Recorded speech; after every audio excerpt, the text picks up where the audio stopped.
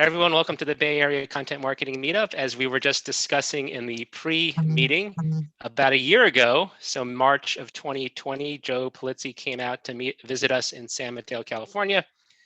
Today, March of 2021, we're going to be on Zoom here, and at the in-person, if you were able to join us in San Mateo, we were hosted by the wonderful host Rich Schwerin. Rich is going to be our master of ceremonies today.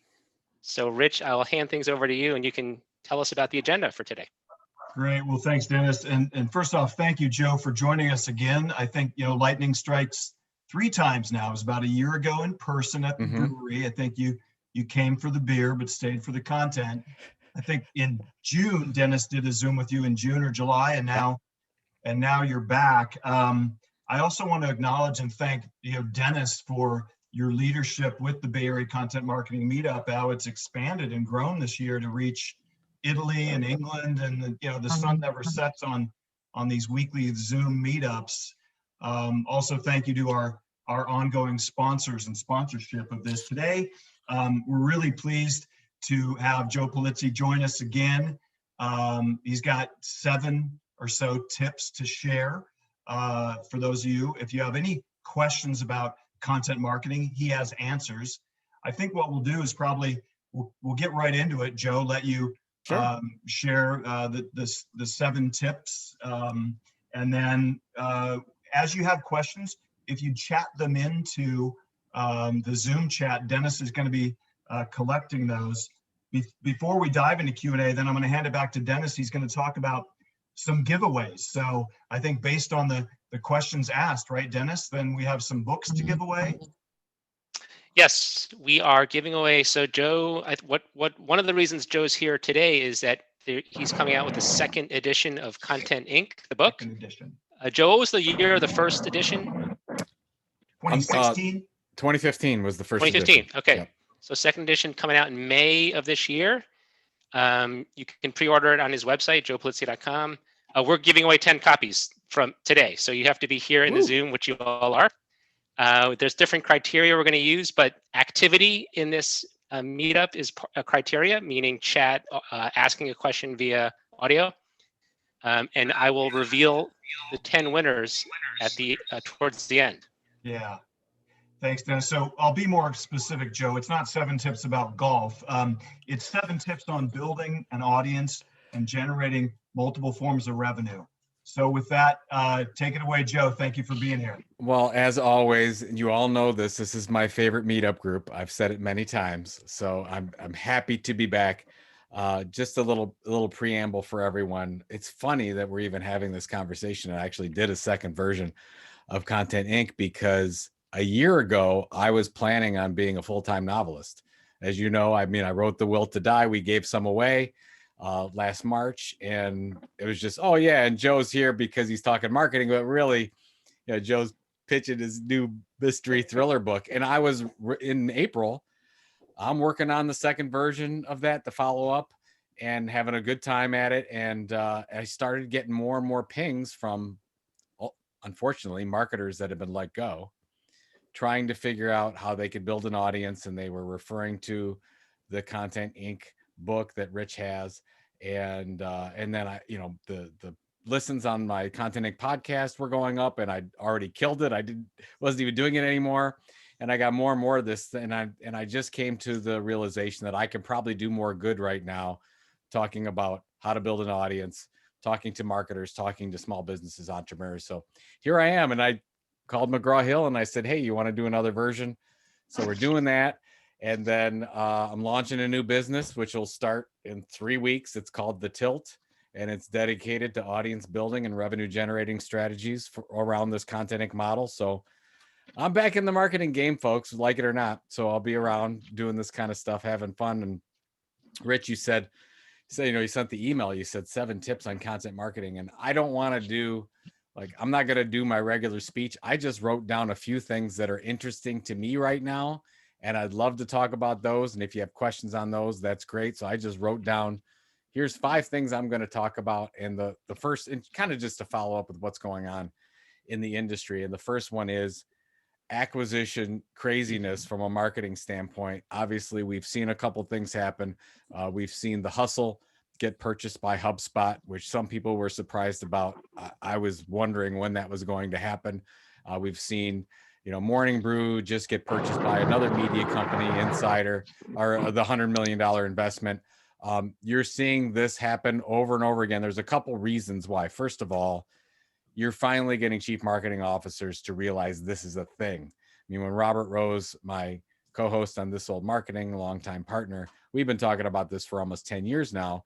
And I remember talking to chief marketing officers of very, very large companies, 2013, 14, and they thought we were crazy for talking about it. Well, now you're getting to a point where marketing executives are actually realizing that they can purchase media companies and nobody's going to get upset about it.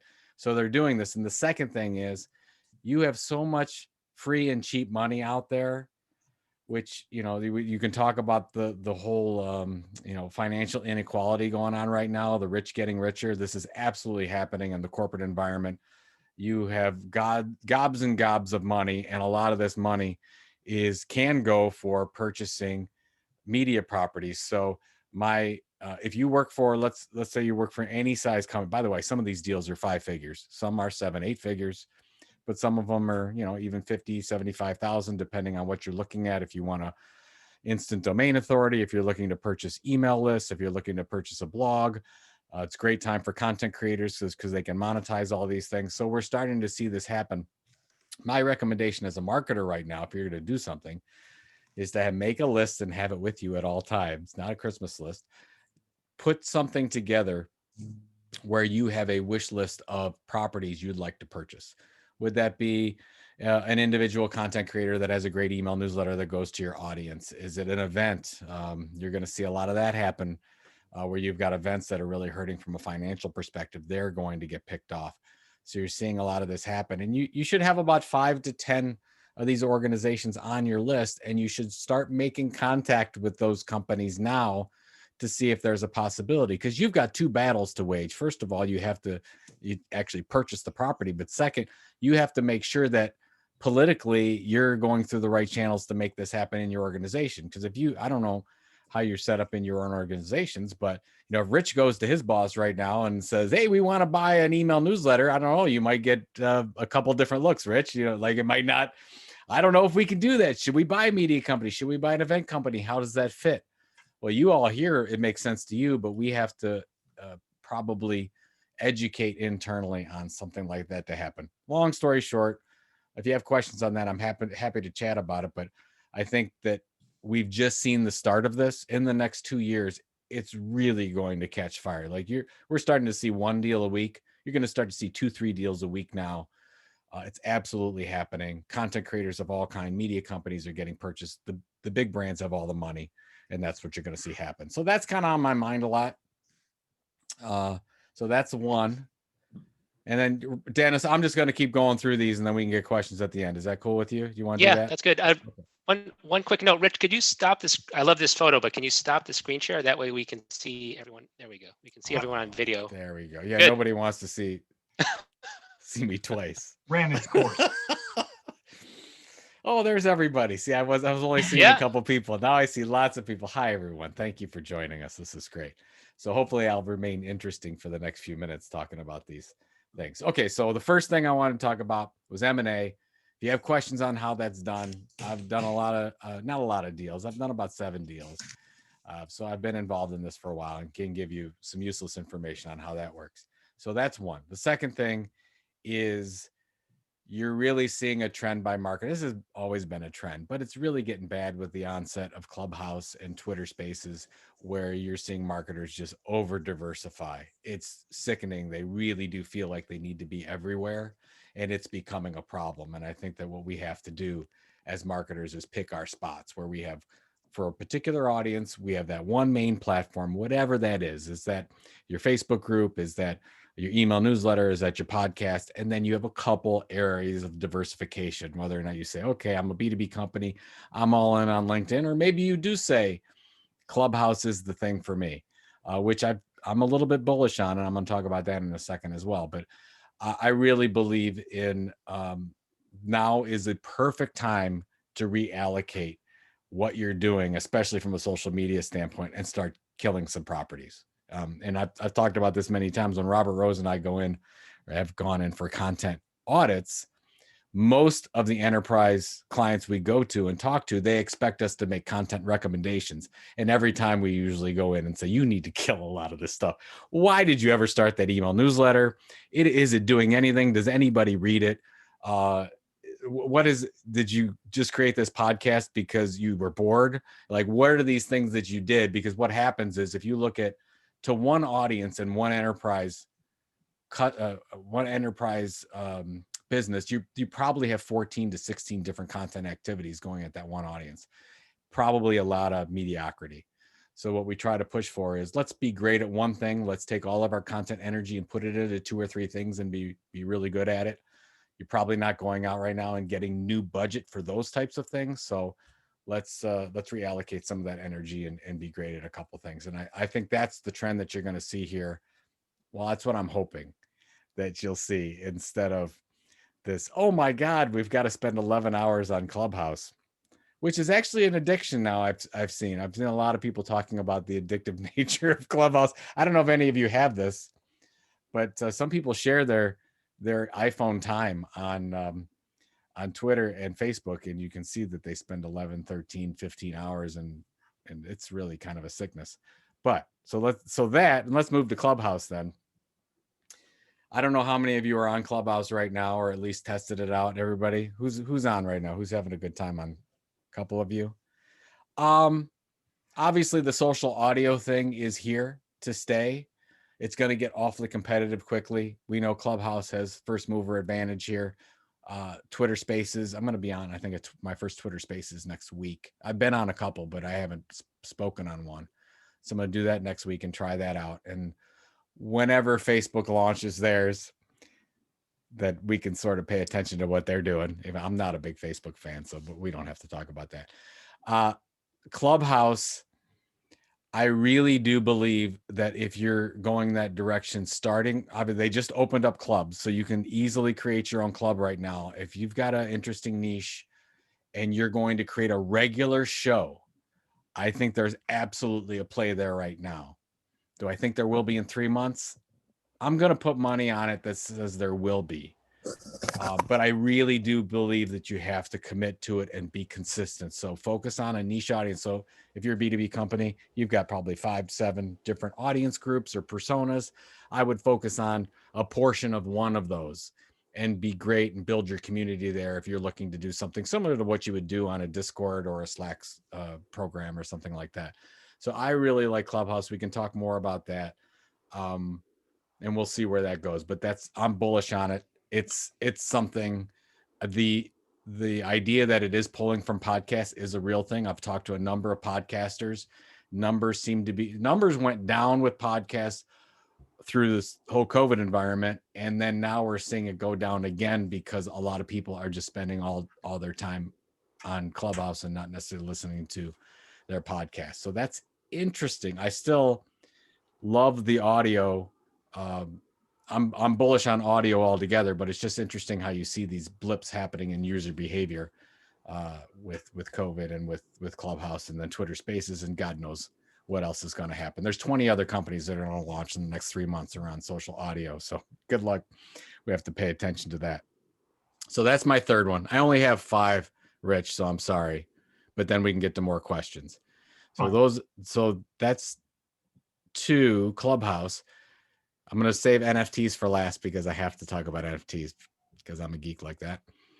The paid sub hangover. I don't know if any of you are paying attention to this, but obviously there's this paid subscription thing that's everywhere. You've got Substack, of course, you've got Review, and you've got Netflix and Disney Plus and every other paid subscription platform. Now, what this has created, and this is, I believe, is a real thing that's going to happen, is a movement the other direction.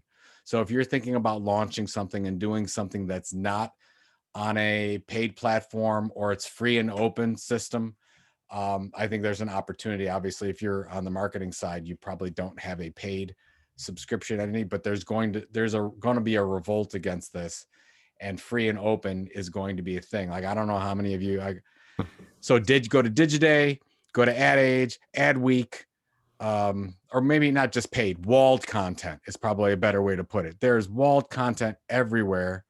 And I think the free and open access to content is the thing that we should be focusing on, especially on the marketing side. Because I think everybody's getting frustrated with this. So you're going to see this movement happen. And I think marketers and brands are the first ones that should take an opportunity for this, because we don't have to make money directly off our content. So that's a real thing that's happening.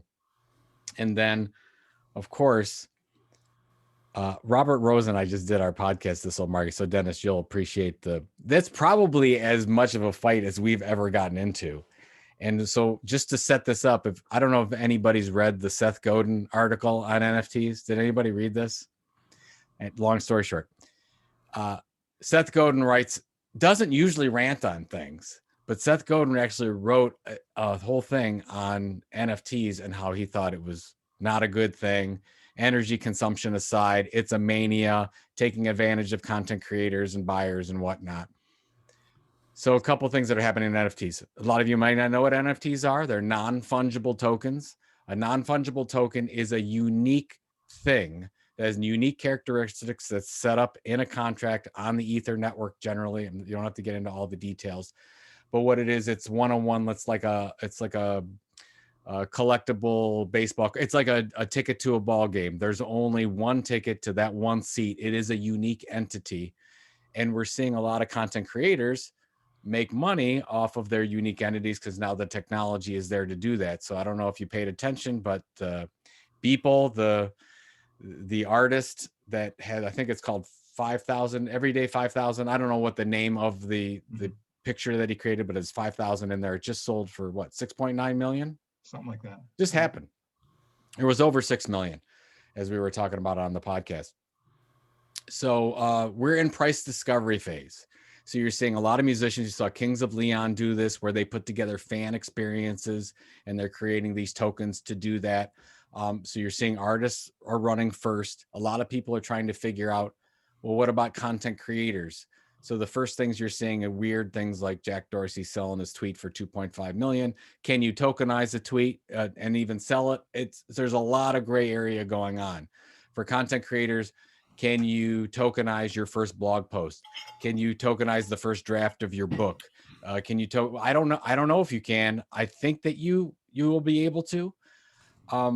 The whole point about this is that we've never seen such opportunity for content creators to monetize their platforms. NFTs are just one way. It's the hot thing right now.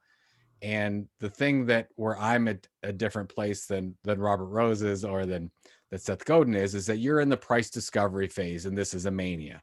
Mm-hmm. You can call it a bubble if you want to, but this is a normal thing that happens when something new like this comes out, and we get this surge of technology and a market kind of rushing to figure out how much these things are worth. So if you're looking at the craziness, one second, Rich, if you're looking at the craziness of an NFT, I would look at it very similar to where we were in 1999 and 2000 with the internet bubble, where you had a lot, like you had the globe.com that went public. So you have, which went bankrupt, whatever, a year after it went public. You had a lot of those things, but at the same time, you had Amazon, you had eBay, you had Priceline, you had some of the greatest companies come out of that era and the greatest value.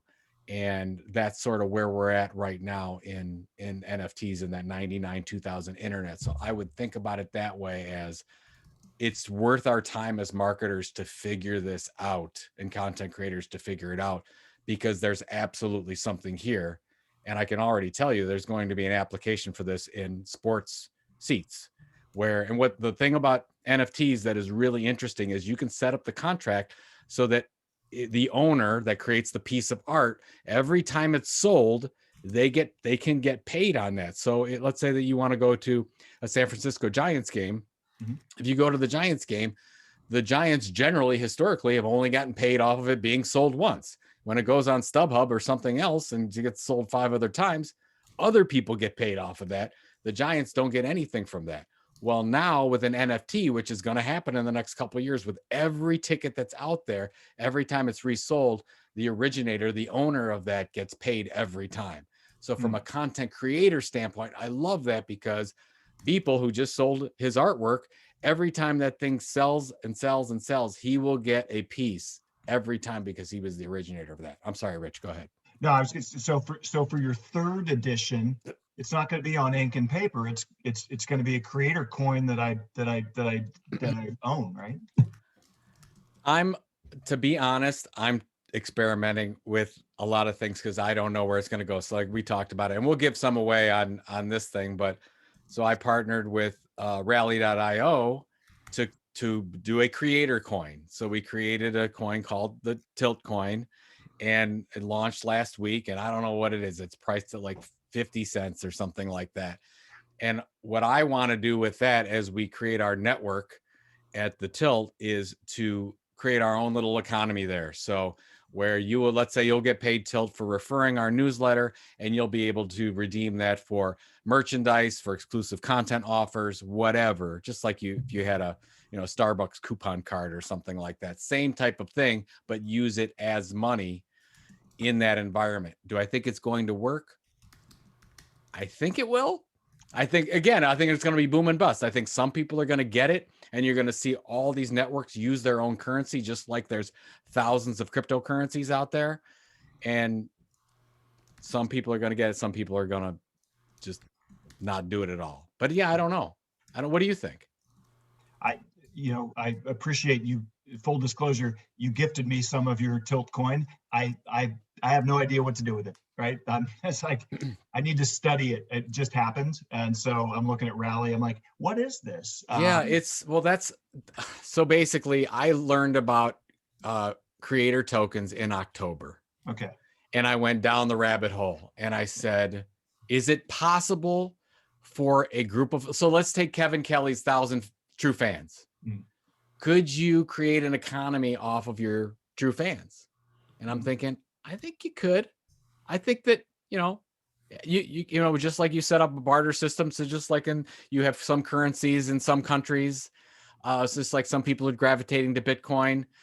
You could use a certain currency. It could have some value. And the only thing is, just like the US dollar is not backed on anything, it's only the trust that you have in the currency. If you trust that other people are going to value that at something, then it's worth something. If the network doesn't trust it, it's not worth anything. Yeah. So it's amazing how it's all based on like this common faith in the network, which is, by the way, and I don't know if we're not going to get into Bitcoin. This is a separate conversation, but that's the strength of the Bitcoin network because Bitcoiners believe in it. Yeah. It's the most passionate network that's out there. So that's why that has, so much. And then there's all kinds of other things in it. But back to Rally. Yeah. So there's Rally.io, there's Roll, that's tryroll.com, and there's Block Party, which I think is blockparty.co. I'm not sure. But those are the three creator coin networks that are creating this for creators. So like Terry Crews, the actor, he has his own coin. There's a bunch of musicians out there. Rolling Stone just featured Portugal the Man. It's a music group, rock group. They have their own coin. So if you go on to Rally, so you see Joe's Tilt coin and you might say, that's fine. Or you might go and Ann Hanley just launched her coin today. So maybe you're going to get hers is Word coin. Okay. I wanted her to. Yeah, I wanted her. I saw Jeremiah Oyang has coin, right? My San Carlos neighbor here. Maybe hey Joe, what do you give me for some Tilt coin? I would start trading in it. Well, and what happens is, so there's 75 creators on that network, and if you said, it's not a security, this is currency only. So, but you said, I'm not bullish on Joe, I'm bullish on Ann, and I'm gonna take my Tilt coin and turn it into Word coin. You could do that. I mean, you could absolutely, just like you would change out your Ethereum for Bitcoin or whatever. I want to bring you back, Joe, to this old marketing, and you were going to tell us about this fight that you and Robert had. Is it because you got creator coin and he doesn't, or I don't think he's very envious. No, he was in the Seth Godin camp.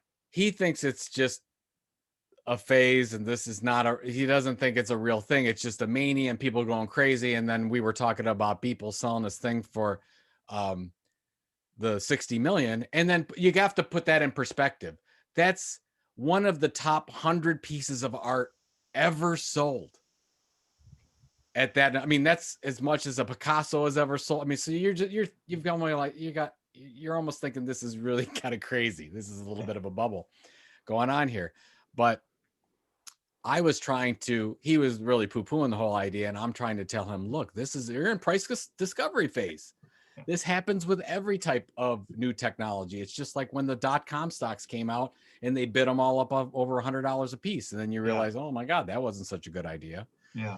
So, but I love it because this is the first time you are starting to see an intermediary not in the middle of a creator monetizing their network.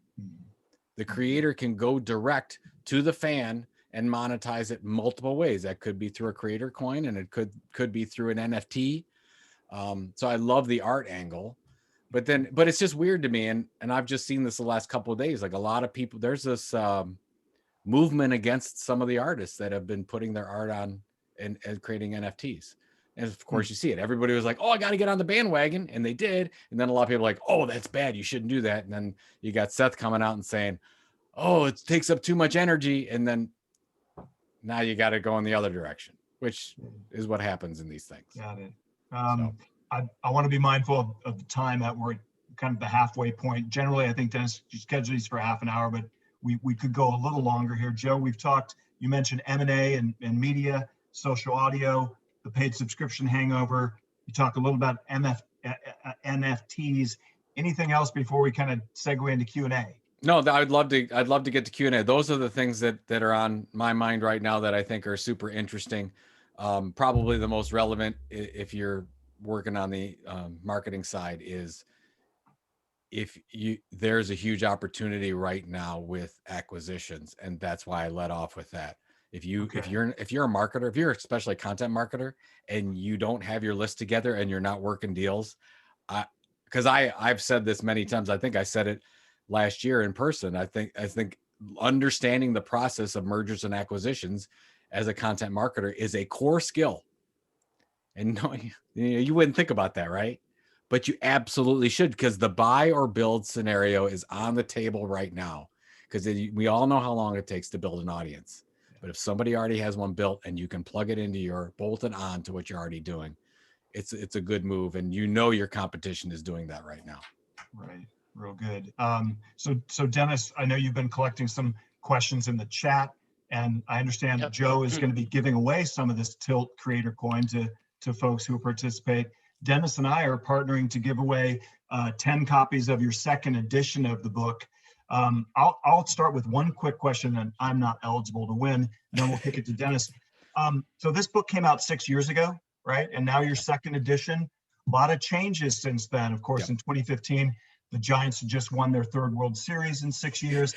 President Barack Obama was starting his second term, and Content Inc. 1.0 came out. What's the big change in 2.0? Why should we buy your second edition? So the big change is, so generally when we looked at the old model, we had the sweet spot, the content tilt, and the base. Those are all the same. I spent a little bit more time on the content tilt and a little bit more time on consistency, because what we found in looking at, we look at about 100 different case studies in the book. And those are the two things that separate everyone. So content tilt, what is that true differentiation? Most organizations only say, oh, okay, what's my sweet spot? What's my intersection between what I know and what my expertise is with what my audience's desire is? That's the sweet spot. But you have to take it one step further. And we call that the content tilt, is where can you actually be the leading informational expert around some niche? So that might be, you need to focus more heavily on whittling down that audience. You may need to get on a platform that no one's on and do it a little bit different. You may have to get different talent, different consistency level, whatever. It has to be something different. So that's the one thing we go into.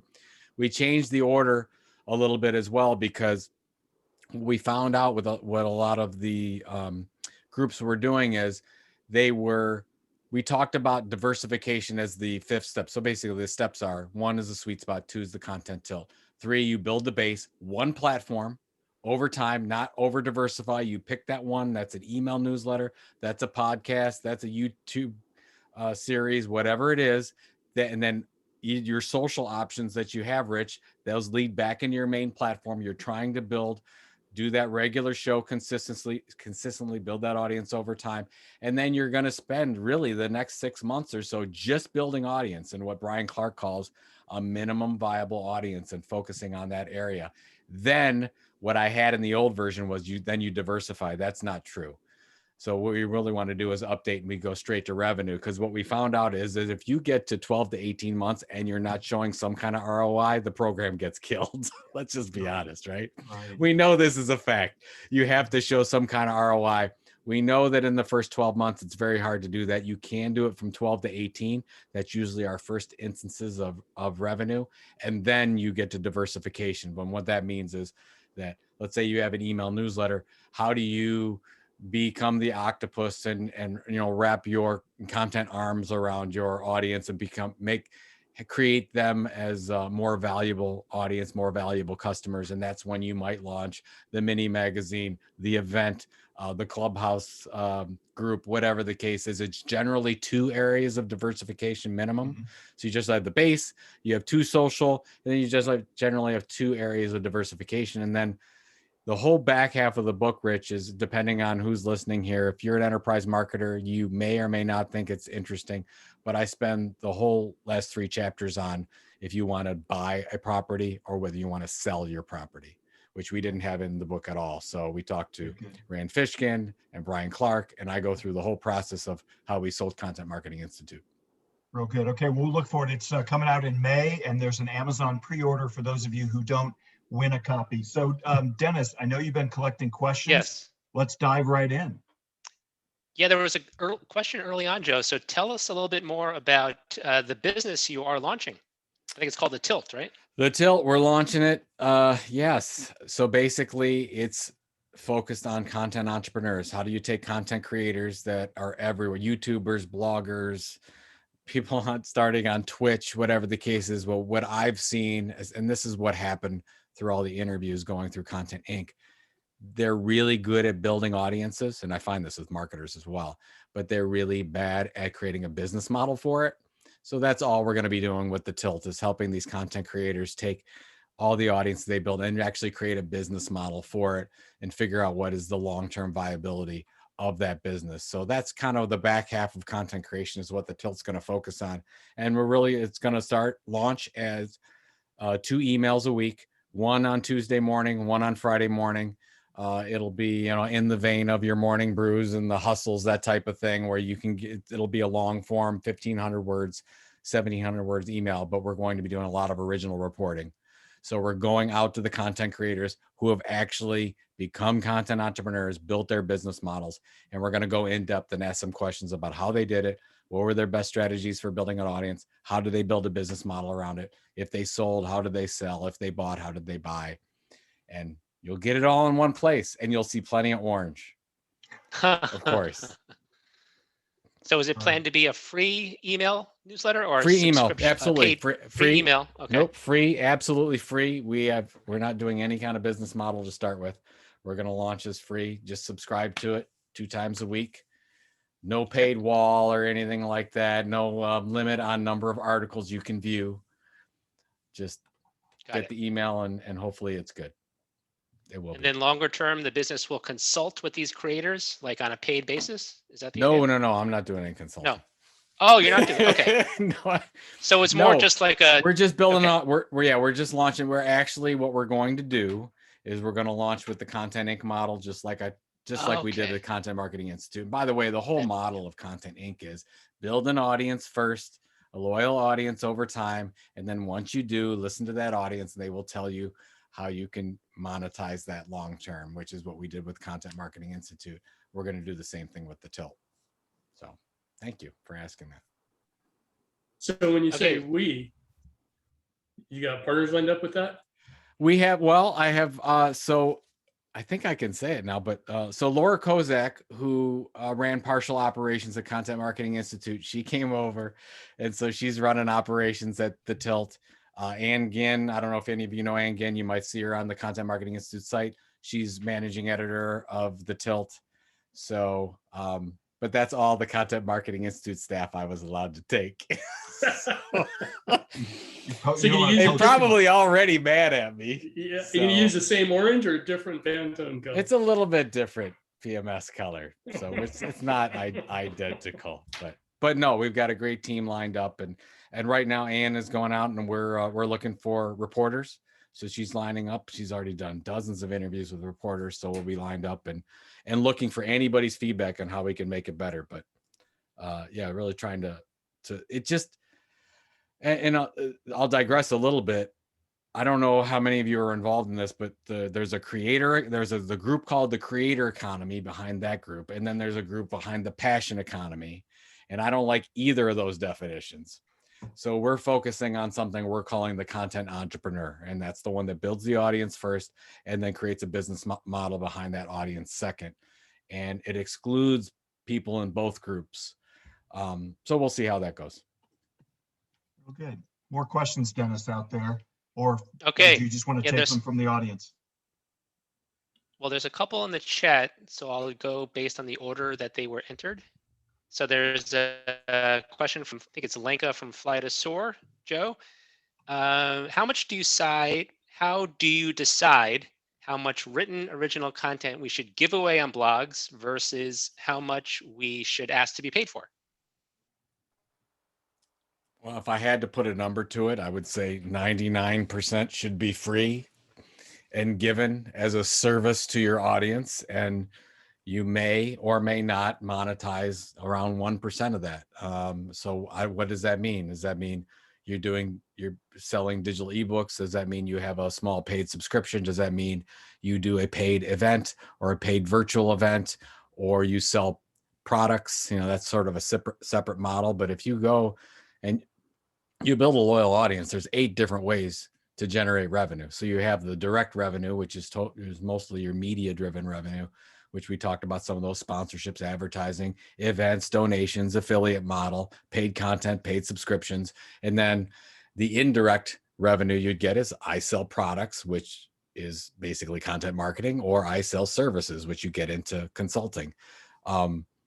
Almost if you're a media company, I still believe it's about 99%. If you're a marketer, it still should be 99%. You should be focused on solving the pain points of that audience.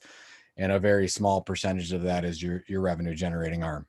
So I don't know if you're 50-50, I don't even know how you get started if you've got most of that walled off. Or, I mean, even the New York Times has most of their, well, maybe not New York Times isn't good anymore because they've shut a lot of that down.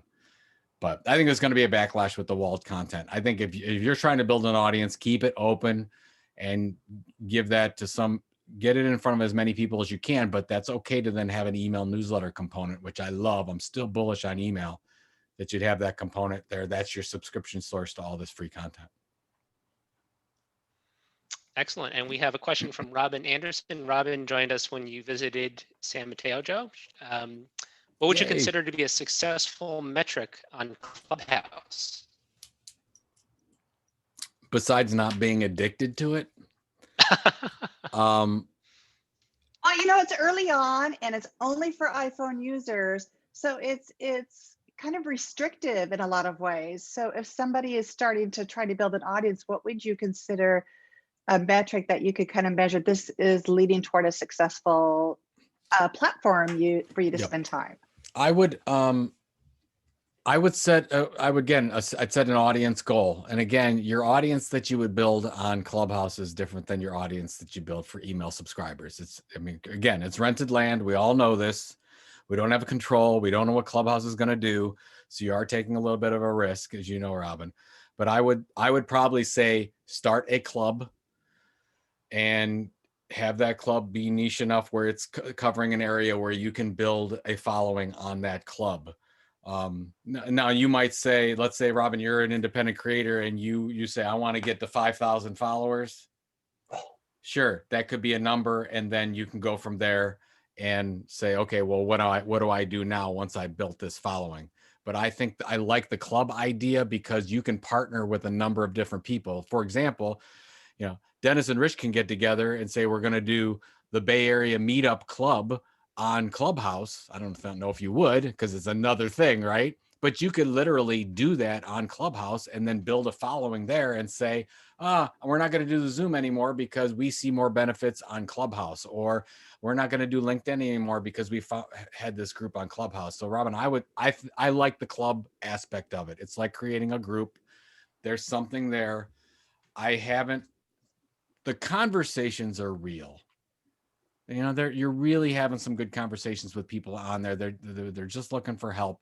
You can sort of be yourself. You don't have to take a shower in the morning and look pretty, which we'll just leave it at that. I like audio. Audio works for me because I could just sit here at my desk and I could be on a Clubhouse Q&A. But I would set an audience goal, either a group goal or a personal goal. And what's the saying? You got a good face for audio? That's exactly right. That's why I was on radio and not television, folks. So Joe, as a follow-up, as a consumer on Clubhouse versus a host, what are some of the topics you enjoy listening to right now? So Michael Stelzner invited me in December, and I was really negative on it. I'm like, oh God, I got it. Are you kidding me? One more thing? I don't have time to do one more thing. But he asked me to try it out. He invited Robert and I onto a session, and I enjoyed it. There was some really good questions. I liked the Q&A on there. Then I've been onto a couple Bitcoin ones. That probably is when that's when it hit me. Is there were 3 or 4 people that I've been following for a long time, and they were all on the same Clubhouse Q&A. And I was like, wow, I listened to these 3 podcasts separately, and they're all on the same one doing Q&A. And I was a little bit starstruck. It's like, wow, this is a thing. This is something else. And of course, you had Elon Musk on there. You had Malcolm Gladwell on there. You've had some famous, and I don't know how long this is going to last, but it's real stuff. They're real questions. Now, the key is if you've been on there at all, Dennis, if you get a bad moderator, it's a terrible experience for everyone, because you'll get somebody in there that'll try to take it over. So if you have a really good moderator, there's some really good conversations. Now, what they don't do yet is there's no recording. You can't record with the device. You can record separately, which is what I've decided to do with, so instead of, I can't do an in-person book tour for obvious reasons. So I'm going to do a Clubhouse book tour. I've got 10 case studies from the book lined up, and we're going to do all in May. I'm going to do a Q&A with them on how they built their content business. So we'll see how that goes. But I'm bullish enough for now to think that might be a thing. And the only thing I can say, and Robin, maybe this comes back to you and how you can measure some of the engagement. I have my Instagram hooked up with my Clubhouse, and I'm not a big Instagram person, and maybe I've got to get into it now, but I've never had so much traffic on my Instagram, because they click through and then they'll message you, or they'll go.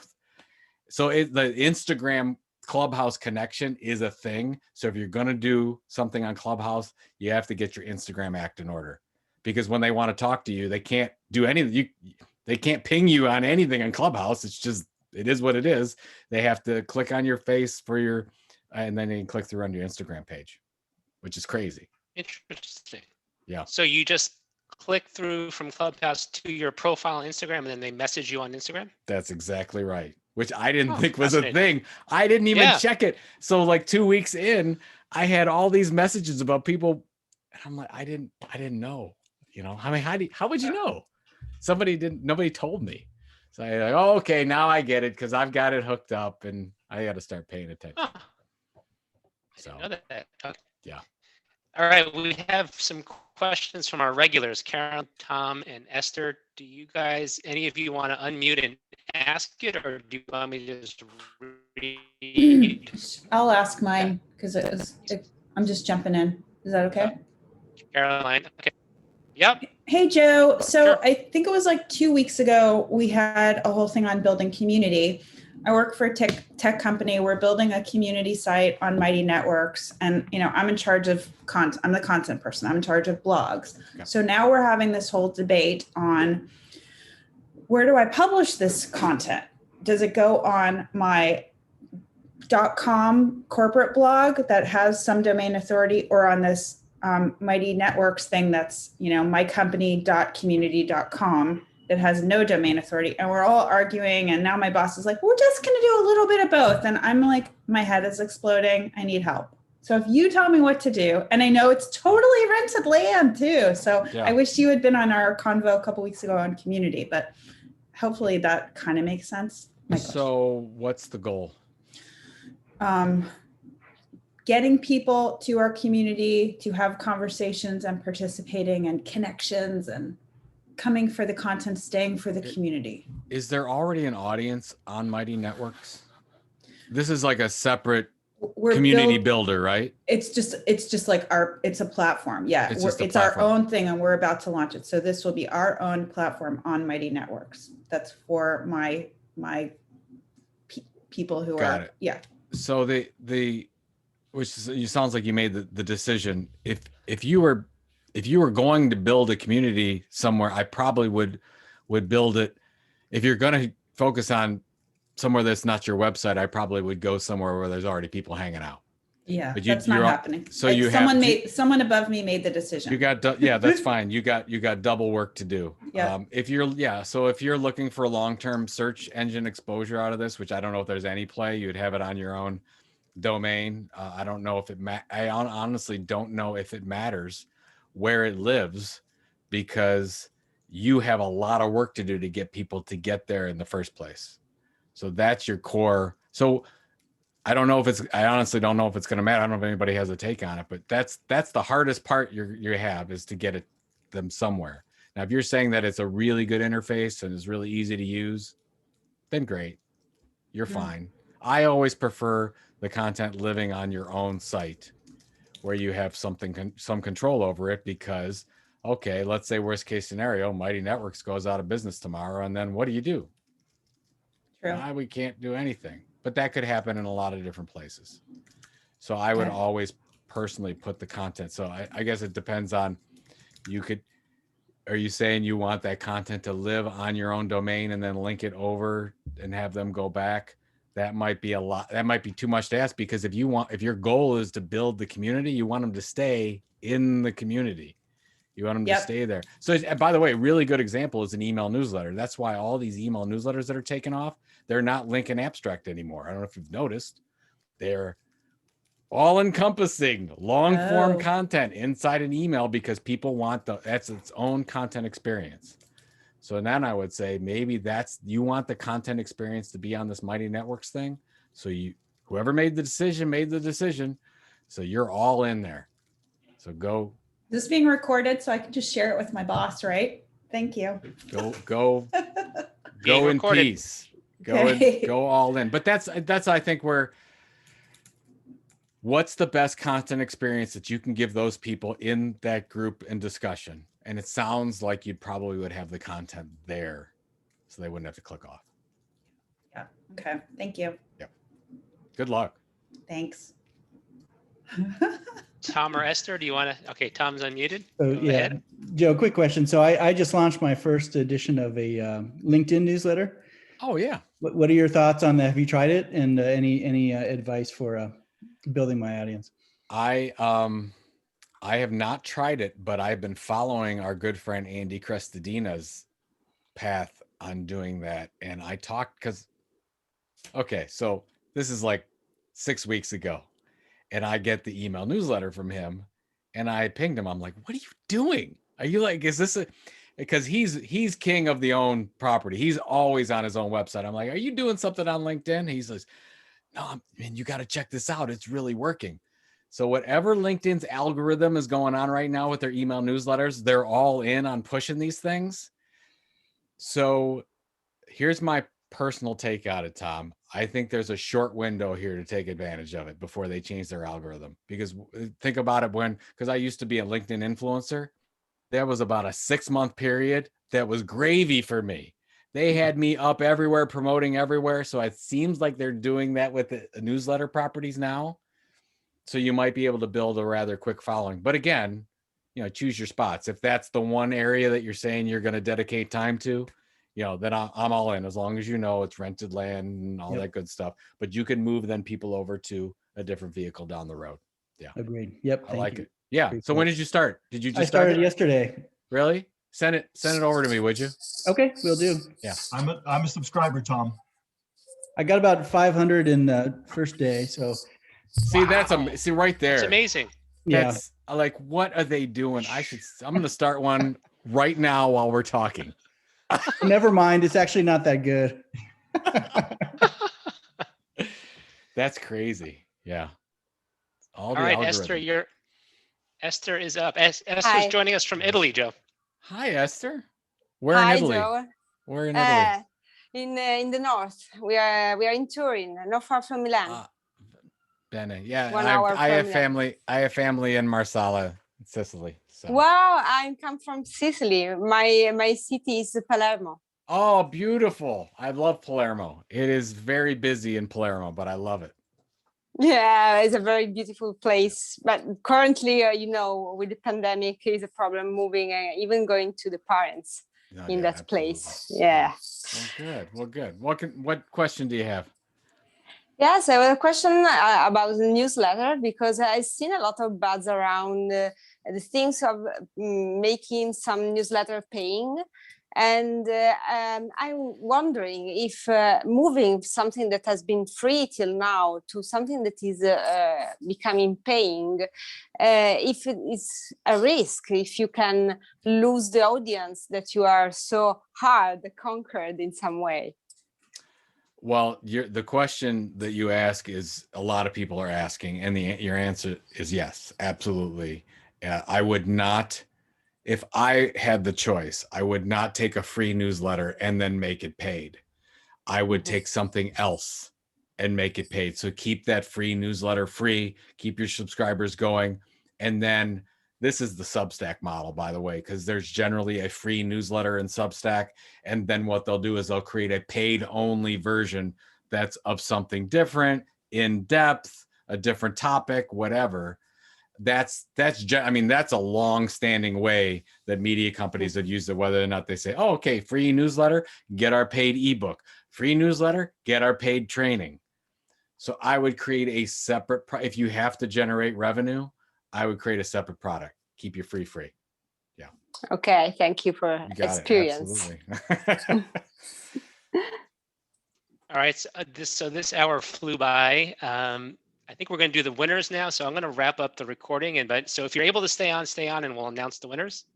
So to end the recording, Joe, thanks so much for joining us. We'd love to have you come back out, or we'd love to have you return to the group again. So of course. we will be in touch. Let's do it.